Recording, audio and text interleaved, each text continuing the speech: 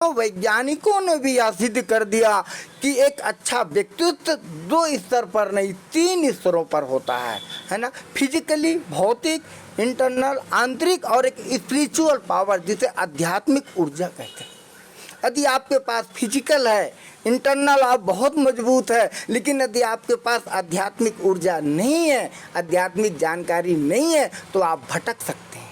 जैसे रामचरितमानस में आपने रावण के पात्र को देखा, फिजिकली बनावट बहुत अच्छी थी, इंटरनल अंगतंत्र बहुत मजबूत थे, लेकिन स्पिरिचुअल पावर या स्पिरिचुअल जानकारी नहीं थी, इसलिए उन्होंने अपनी शक्ति का दुरुपयोग किया। यदि वह शक्ति का रावण सदुपयोग करता तो निसंदेह वह भी आज समाज का वंदनीय व्यक्ति होता। दशरथ से वशिष्ठ जी ने प्रश्न किया कि राम में अब पहले में क्या अंतर है।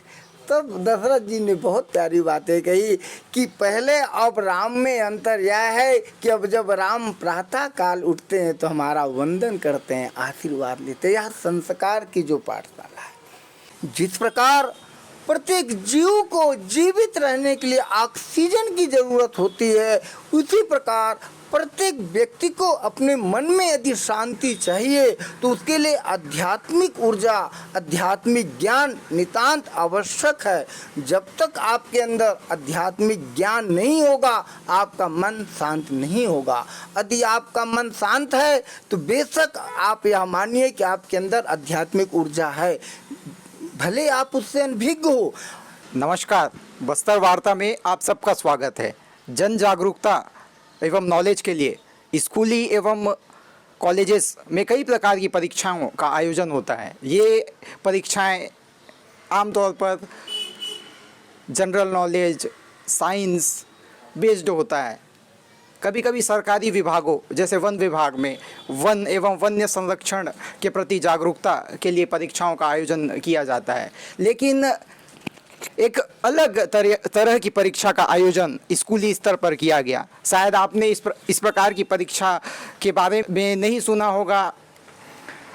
मानव प्रचार सेवा समिति नारायणपुर ने अभिनव पहल करते हुए श्री रामचरित मानस पर प्रश्नोत्तरी परीक्षा का आयोजन किया। यह परीक्षा बस्तर संभाग के नारायणपुर जिला मुख्यालय में आयोजित हुई। हमारे साथ फ्रेम में मौजूद है मानस प्रचार सेवा समिति के अध्यक्ष केपी मिश्र जी। इनसे जानते हैं आखिर ये आइडिया कैसे में आया और क्या उद्देश्य रहा था इनका। सर, सबसे पहले तो आपका बस्तर वार्ता में स्वागत है। धन्यवाद और सभी को नमस्कार। सर, सबसे पहले मेरा सवाल ये है कि कैसे आइडिया आया कि श्री रामचरितमानस पर प्रश्नोत्तरी परीक्षा का आयोजन किया जाना चाहिए। यह विचार काफ़ी दिनों से हम सभी के मन में थे, लेकिन एक समय जो कहते हैं ना, अवसर उपलब्ध नहीं हो पा रहा था। आज हम देख रहे हैं समाचारों के माध्यम से समाज में जो नवयुवक हैं वह अपनी ऊर्जा का सदुपयोग नहीं कर पा रहे हैं।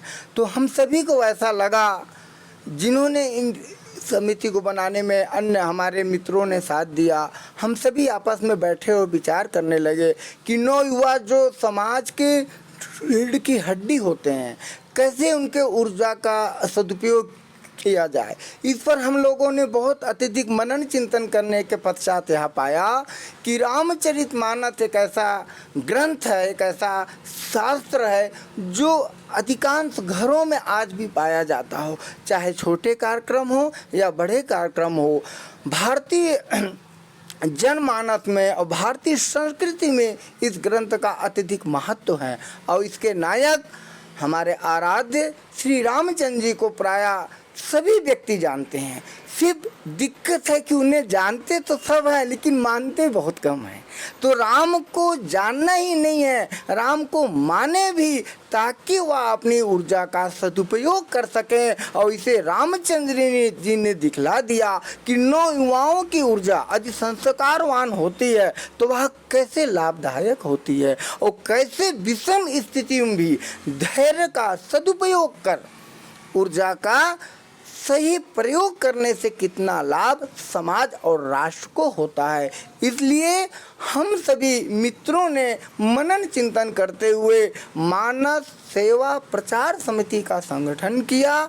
गठन करने के पश्चात यह सभी ने निर्णय लिया कि सर्वप्रथम इसमें 9वीं से 12वीं तक के बच्चों को शामिल करेंगे। उसके पश्चात धीरे धीरे जैसे इसमें देखेंगे कि सबकी अनुराग है, इसके प्रति आकर्षण है, तब इसमें अन्य लोगों को भी शामिल करने का विचार किया जाएगा। क्या उद्देश्य रहा था इस प्रकार की प्रतियोगिता का आयोजन करने का? मैं इसे अभिनव पहल कहूँगा, क्योंकि आज तक मैंने तो इस प्रकार की परीक्षा के बारे में नहीं सुना था। क्या उद्देश्य रहा था आप लोगों का? उद्देश्य इसके बहुत ही पावन पवित्र हैं, लेकिन उद्देश्य के पहले हमने एक लक्ष्य लिया था।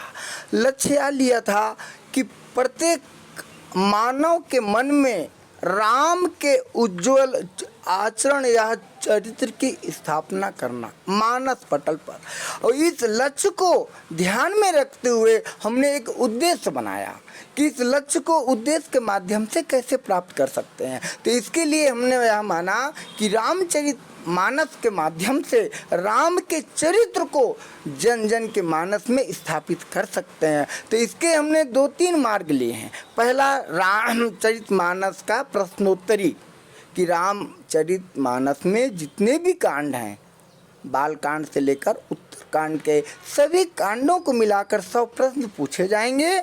इसमें बच्चों को शामिल किया जाएगा। पहला यह है। दूसरा है, रामायण का स्तुति या भजन गान से भी हम अपने लक्ष्य को पा सकते हैं। तो इस प्रकार ये है। फिर उसके बाद तृतीय क्रम में आता है व्याख्यान या सत्संग। इसके माध्यम से भी हम अपने लक्ष्य की प्राप्ति कर सकते हैं। तो हमने अपने लक्ष्य की प्राप्ति के लिए 3 प्रकार के मार्ग का अनुसरण करने का विचार किया है, जिसमें हमने प्राथमिक स्तर पर आज हमने पा लिया राम प्रश्नोत्तरी के माध्यम से 150 बच्चों ने फॉर्म भरे से 128 बच्चों ने परीक्षा में शामिल होकर बहुत अच्छे अंक भी अर्जित किए हैं। और उन्होंने यह सिद्ध कर दिया कि बेशक हम नारायणपुर जैसे इंटीरियर क्षेत्र में रहते हुए भी हमारे अंदर आध्यात्मिक ज्ञान के प्रति रुचि है, अनुराग है। इसका जब अंतिम परिणाम 6 अगस्त को बजरंग कला मंदिर बकरूपारा में है ना उद्घोषणा होगी। इसमें मुख्य अतिथि हमने बाहर से बुलाए हैं, काफ़ी गणमान्य नागरिक होंगे। उनके सम्मुख इसके परिणाम की जब घोषणा होगी, आप सब आश्चर्यचकित होंगे कि जिनके बैकफुट में बैकग्राउंड उतना अच्छा नहीं है, उन बच्चों ने कितने अच्छे अंक लाए हैं। श्री रामचरितमानस गीता के महत्व को समझते हुए आजकल विदेशों में भी विद्वान इसका अध्ययन करने लगे हैं, लेकिन हमारे इंडिया में देखा जाता है, हमारे छत्तीसगढ़ में देखा जाता है, इसके महत्व को लोग उतना नहीं समझ पाए हैं। तो अब हमारे वीडियो को पेरेंट्स देख रहे होंगे, बच्चे देख रहे होंगे, उन्हें क्यों इसे पढ़ना चाहिए, इसके बारे में थोड़ा बताइए। जी, आपने बहुत अच्छा प्रश्न किया कि विदेशों में चल रहा है, लेकिन मेरा मानना है कि हमारा छत्तीसगढ़ में भी देख रहे हैं। हम भी पहले इसी भ्रम में थे कि हमारे नारायणपुर में नहीं देखते या हमारे बच्चे नहीं पढ़े होंगे। कहने का अर्थ ये था कि अपेक्षाकृत मैंने कहा ना कि जब किसी चीज़ की परीक्षाएं होती हैं, जब उनका अवलोकन किया जाता है, तो प्रारंभिक अवस्था में हो सकता है हम भ्रमवश सही आकलन न कर पाएँ। जैसे हमारे समिति के लोगों ने मैंने भी आकलन गलत किया था कि हमारे नारायणपुर ज़िले में बच्चे रामचरितमानस के जानकारी से अनभिज्ञ हैं या अनभिज्ञ होंगे, लेकिन जब हमने ली परीक्षाएं, तब हमने जाना और देखा कि हमारे नन्हे मुन्ने बच्चों ने किस प्रकार से मेहनत करते हुए 100 प्रश्नों में से लगभग 90 प्रश्नों के सही उत्तर दिए हैं। यह हमारे भ्रम को इन बच्चों ने दूर कर दिया कि यदि इन्हें सही समय पर उचित मार्गदर्शन मिले, सही ग्रंथों का अध्ययन मिले, तो निस्संदेह आध्यात्मिक ऊर्जा से यही बच्चे बढ़ेंगे, पलेंगे और स्वच्छ समाज और राष्ट्र के निर्माण में अपनी महत्वपूर्ण भूमिका देंगे। हमारे छत्तीसगढ़ में रामचरितमानस के बहुत आयोजन होते हैं। रायपुर, धमतरी, बिलासपुर, नांदगांव, ऐसे छोटे छोटे गांव हैं जहां रामचरितमानस के मानस सम्मेलन, मानस प्रतियोगिताएं होती है। इतनी भीड़ आते हैं, आश्चर्यचकित होता है कि सब जगह आते हैं भीड़, लेकिन वह भीड़ खाली बाहरी रूप से राम को जानते हैं। राम को जानने पर समाज और राष्ट्र में परिवर्तन नहीं आएगा मेरे मित्रों, राम को मानने से आएगा। राम के अंदर जो सद्गुण है, जो संस्कार है, वह संस्कार हम अपने आप में धारण करें और उसे समाज में दिखलाएं, तभी इसका महत्व है। और तभी इस महत्व से हम सभी का घर, परिवार, समाज और राष्ट्र का विकास भी होगा। हम लोग देखते हैं स्कूली पाठ्यक्रम में, चूंकि बच्चा इसलिए पढ़ता है क्योंकि उसे क्लास में टॉप करना होता है, या फिर और भी उसके नॉलेजेस की चीज़ें होती है, उसे वो पढ़ता है क्योंकि उसे उस फील्ड में इंटरेस्ट होता है। यदि कोई स्टूडेंट क्यों रामचरितमानस का अध्ययन करे, क्यों गीता का अध्ययन करे, हालांकि ये प्रश्न गलत है कि क्यों करे, लेकिन स्टूडेंट्स को हमारे इस वीडियो के माध्यम से जो देख रहे हैं, उन्हें 2-3 ऐसे कारण बताइए कि क्यों उन्हें इसे पढ़ना चाहिए, क्यों इसका अध्ययन करना चाहिए। इसे थोड़ा 2-3 पॉइंट्स में बताएं तो ज़्यादा बेनिफिट होगा, मुझे ऐसा लगता है। निसंदेह मैं यह प्रश्न भी गलत है ऐसा नहीं मानूंगा, क्योंकि यह बहुत ही उत्तम प्रश्न आपने किया। अधिकांश व्यक्ति यही कहते हैं कि अभी हमारी उम्र नहीं हुई है, हम नए युवक हैं, हम क्यों पढ़ें, क्यों हम धर्म को मानें। तो मेरे प्यारे बच्चों, मेरे जो अभिभावक इष्ट मित्रगण हैं, मेरे वयोवृद्ध मित्रगण, मेरे साथी, मैं आपको यह बतलाना चाहता हूँ, धर्म को और संस्कृति को पढ़ने की कोई अवस्था नहीं होती। यदि आप रामचरितमानस ही नहीं, कोई भी ग्रंथ आप उठा के देखेंगे तो नन्हे मुन्ने बालकों ने बचपन से आध्यात्मिक ऊर्जा का जिस प्रकार प्रयोग किया है, वह आश्चर्यचकित करने वाला प्रयोग है। जैसे यदि हम शास्त्रों की बात करें तो उसमें बालकों में ध्रुव का नाम आता है, प्रहलाद का नाम आता है, लवकुश का नाम आता है, और महाभारत के युद्ध में आप सभी ने देखा अभिमन्यु ने जो वीरता दिखलाई। तो यह धर्म के प्रति जागरूकता, संस्कृति की रक्षा के लिए आध्यात्मिक ऊर्जा नितांत आवश्यक है। जिस प्रकार प्रत्येक जीव को जीवित रहने के लिए ऑक्सीजन की जरूरत होती है, उसी प्रकार प्रत्येक व्यक्ति को अपने मन में यदि शांति चाहिए तो उसके लिए आध्यात्मिक ऊर्जा, आध्यात्मिक ज्ञान नितांत आवश्यक है। जब तक आपके अंदर आध्यात्मिक ज्ञान नहीं होगा, आपका मन शांत नहीं होगा। यदि आपका मन शांत है तो बेशक आप यह मानिए कि आपके अंदर आध्यात्मिक ऊर्जा है, भले आप उससे अनभिज्ञ हो, क्योंकि एक आध्यात्मिक ऊर्जा और आध्यात्मिक ज्ञान ही आपको मन को शांत करा सकता है। वही है जो आपके अंदर जो भी आंतरिक क्रियाएं होती हैं, है ना, एक अच्छा व्यक्तित्व का निर्माण के लिए पहले 2 चीज़ को महत्वपूर्ण माना गया था। विज्ञान ने माना कि एक एक्सटर्नल फीचर, मतलब भौतिक शरीर कि आउटलुक जिसको कहा जाता है, भौतिक शरीर की बनावट, और एक इंटरनल की अंग तंत्र मजबूत हो। आज या मानव विज्ञान या मनोवैज्ञानिकों ने भी यह सिद्ध कर दिया कि एक अच्छा व्यक्तित्व 2 स्तर पर नहीं 3 स्तरों पर होता है ना। फिजिकली, भौतिक, इंटरनल, आंतरिक, और एक स्पिरिचुअल पावर जिसे आध्यात्मिक ऊर्जा कहते हैं। यदि आपके पास फिजिकल है, इंटरनल आप बहुत मजबूत है, लेकिन यदि आपके पास आध्यात्मिक ऊर्जा नहीं है, आध्यात्मिक जानकारी नहीं है, तो आप भटक सकते हैं। जैसे रामचरितमानस में आपने रावण के पात्र को देखा, फिजिकली बनावट बहुत अच्छी थी, इंटरनल अंगतंत्र बहुत मजबूत थे, लेकिन स्पिरिचुअल पावर या स्पिरिचुअल जानकारी नहीं थी, इसलिए उन्होंने अपनी शक्ति का दुरुपयोग किया। यदि वह शक्ति का रावण सदुपयोग करता तो निसंदेह वह भी आज समाज का वंदनीय व्यक्ति होता। तो रामचरितमानस से यह संदेश मिलता है कि आप कितने बलवान हो, कितने धनवान हो, यह मायने नहीं रखता, अपितु आपने अपने धन का, अपने शक्ति का समाज और राष्ट्र के लिए कितना उपयोगी पूर्ण कार्य किया है, यह मायने रखता है।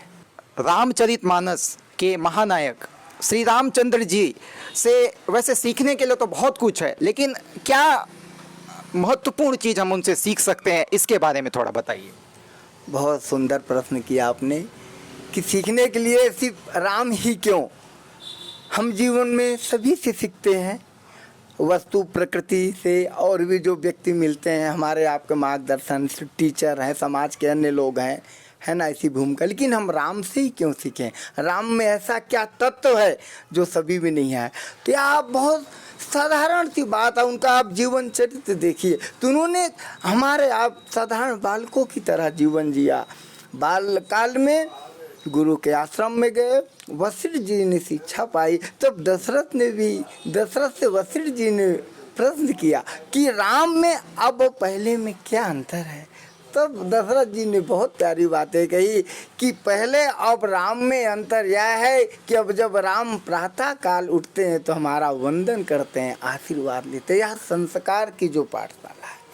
और यह आपने देखा कि श्री रामचंद्र जी ने जब उनके परिवार में एक मुसीबत आई, संकट आई कि युवराज का पद राम को नहीं अपितु उनके भाई को दिया जाए, उनके पिता या निर्णय लेने में असमर्थ थे, राम ने किस प्रकार से उस मुसीबत को अपने ऊपर ले लिया।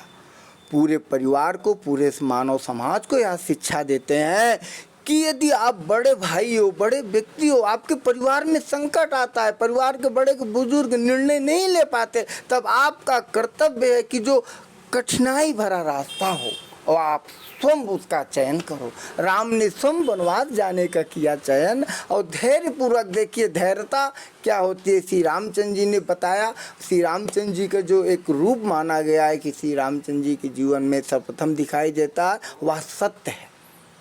वो आज भी बहुत बड़ा संघर्ष होता है, न्यायालयों में आप देखते हैं सत्य के लिए संघर्ष करते हैं, हम आप जीवन में करते हैं कि अंतिम सत्य क्या है। श्री रामचंद्र जी ने यह बताया सत्य के मार्ग का अनुसरण करते हुए कि भौतिक संपत्तियां या भौतिक ऐश्वर्य या सब नाशवान है, और इस ब्रह्मांड का प्रत्येक नाशवान व्यक्ति आध्यात्मिक रूप से सत्य नहीं हो सकता, कि उसका प्रतिरूप है ना हमेशा परिवर्तित होते रहता है।